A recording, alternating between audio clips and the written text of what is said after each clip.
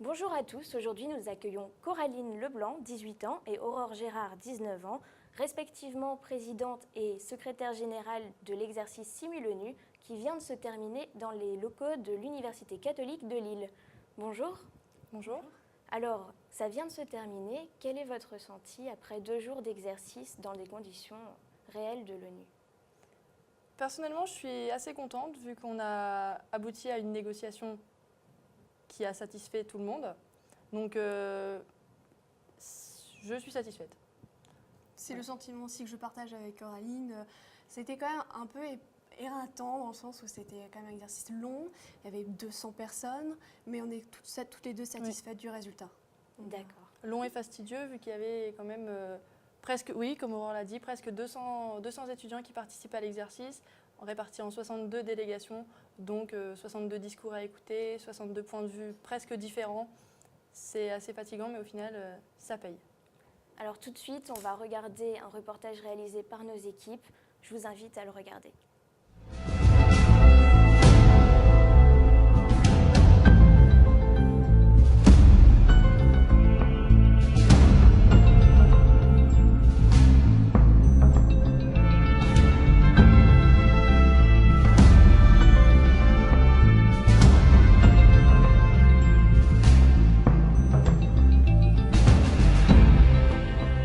Nous simulons le fonctionnement de l'Assemblée générale des Nations unies et donc les étudiants sont répartis en délégations qui viennent représenter les intérêts d'un État sur le thème de la négociation. Les intervenants sont les étudiants qui vont représenter les intérêts de leur État. Donc la première partie des séances va être consacrée à des discours. Chaque délégation d'étudiants, une délégation c'est 3 étudiants, chaque délégation fait un discours sur les besoins, sur les apports du pays par rapport au thème de la négociation. Donc c'est un vrai jeu de rôle, oui. C'est un jeu sérieux où les étudiants, petit à petit, on a 4 séances, 4 demi-journées de préparation, on les forme au fonctionnement de l'ONU, c'était la première séance. La deuxième séance, on les forme par une série de conférences au thème de la négociation, donc cette année sur les changements climatiques.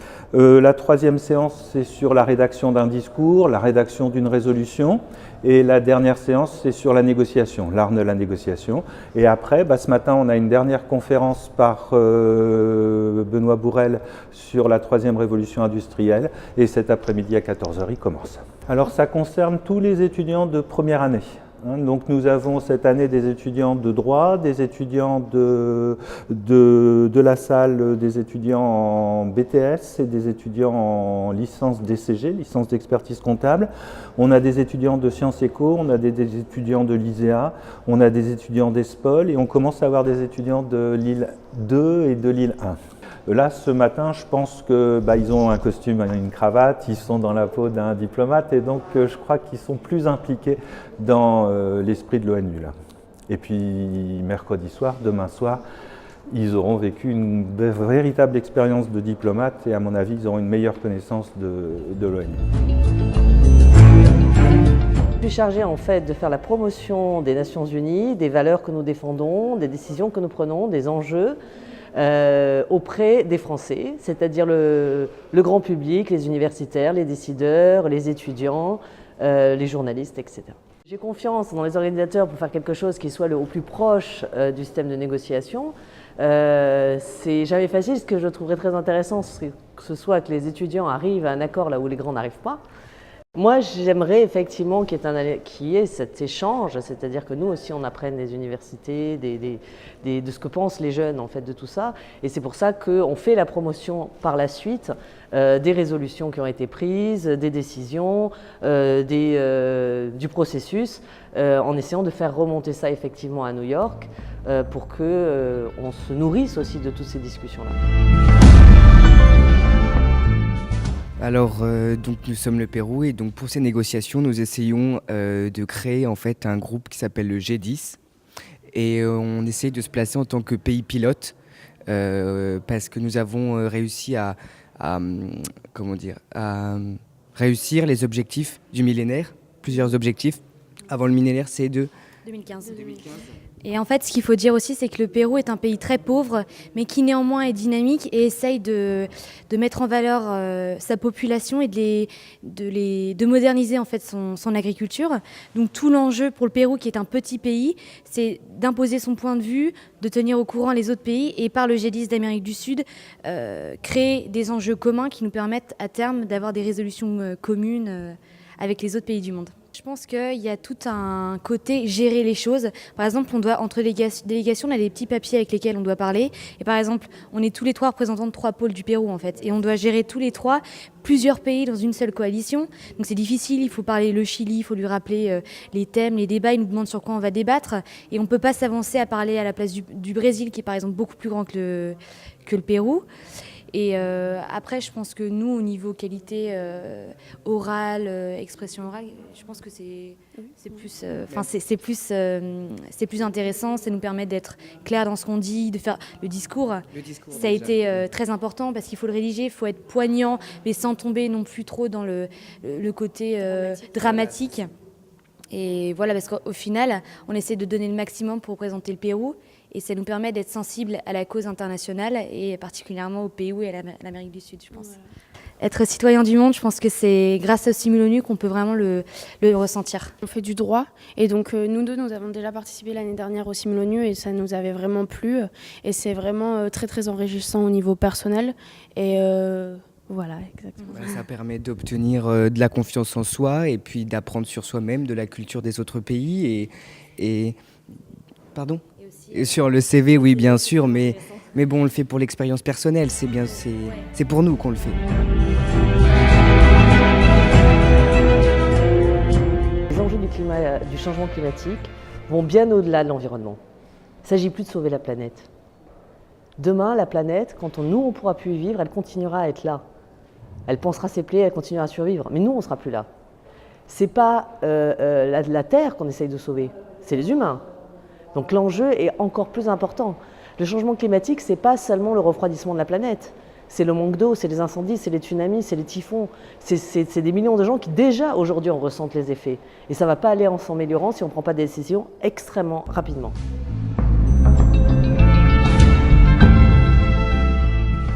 Y a-t-il dans l'Assemblée une délégation qui s'oppose à l'adoption de ce projet de résolution ?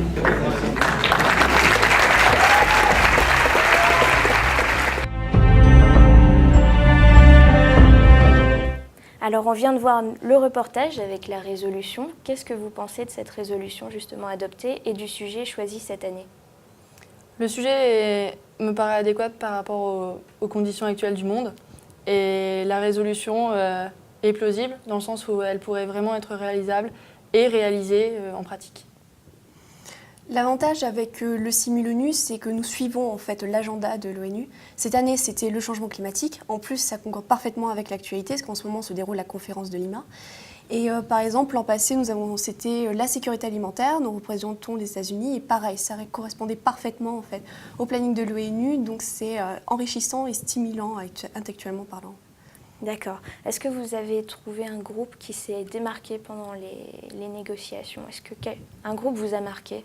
Oui, justement, plusieurs. Et pendant les délibérations, il y avait une sorte de, des négociations pour savoir qui était le gagnant, parce qu'à la fin, un classement est établi. Et le Pérou, notamment, qui arrivait premier. Le Pérou, l'Espagne m'avait plu, le Soudan aussi. Et d'autres points de vue se sont échangés. Et au final, le classement contente tout le monde. D'accord. Maintenant, je vais revenir sur votre participation. Quel était exactement votre rôle cette année et qu'est-ce que vous en avez tiré ? Moi, j'étais présidente. Oui. Et tu as participé aux formations ? Oui, et les formations, j'ai accompagné M. Fagot et Mme Loison dans le sens où j'organisais en second, évidemment, vu que c'est quand même eux les organisateurs principaux. En second, j'ai participé au tirage au sort des pays par rapport à chaque délégation et une relecture des discours avec Aurore notamment, une relecture attentive pour éviter les fautes de fond et surtout de forme, vu que le cadre est quand même assez institutionnel. D'accord, donc c'était quand même un gros travail de préparation. Un travail de fond, oui. Pour ma part, j'étais secrétaire, donc je devais, en fait, sur le plan logistique, organiser le bon fonctionnement en fait, du déroulement de l'exercice. Et par exemple, Coraline, elle a créé une page Facebook, c'est Simulune 2014, les changements climatiques. Et régulièrement, toutes les deux, on devait suivre l'actualité, donc enrichir la page, compléter les connaissances des participants. Et par exemple, on a trouvé des applications de l'ONU, on devait les publier. On est allé aussi à Bruxelles rencontrer Madame Pompée. Madame Pompée, dans le but de préparer la simulation, qui ne connaissait pas, vu qu'elle vient d'arriver à la place de Monsieur Bugada, qui était venu, qui s'était déplacé l'année dernière. Et du coup, quelque part, on lui a fait découvrir la simulation. Elle qui connaît vraiment les fonctionnements institutionnels, la simulation, elle ne connaissait pas. D'accord. Voilà. Et donc, comme vous l'avez dit, c'était votre seconde participation. Vous avez préféré quel rôle, la délégation ou cette année? C'est assez mitigé. Ce qui était plaisant l'an passé, c'est on était passionnés par notre sujet et donc les négociations pouvaient aller un peu loin, certains ont perdu leur sang-froid. Mais c'est vrai que se trouver de l'autre côté, c'est vraiment intéressant. C'est complètement différent, mais c'est vrai que c'est intéressant. Mais parfois, moi j'avais envie d'aller dans les négociations, dire non, il ne faut pas faire comme ça, aller voir tel pays. Tu l'as fait d'ailleurs, non? Oui, un petit peu. Non, mais même les négociations étaient vraiment fortes, notamment par rapport à la position du pays qu'on représentait. Les États-Unis, du point de vue de la sécurité alimentaire, c'est quand même le cadeau empoisonné à défendre, mais la clé de la situation en fait. Donc si les États-Unis ne sont pas là, tous les pays le font, mais il manque quand même quelque chose. Au final, tout le monde nous regardait. Est-ce que quelqu'un s'oppose à l'adoption de cette résolution? Et là, toutes les têtes se sont retournées.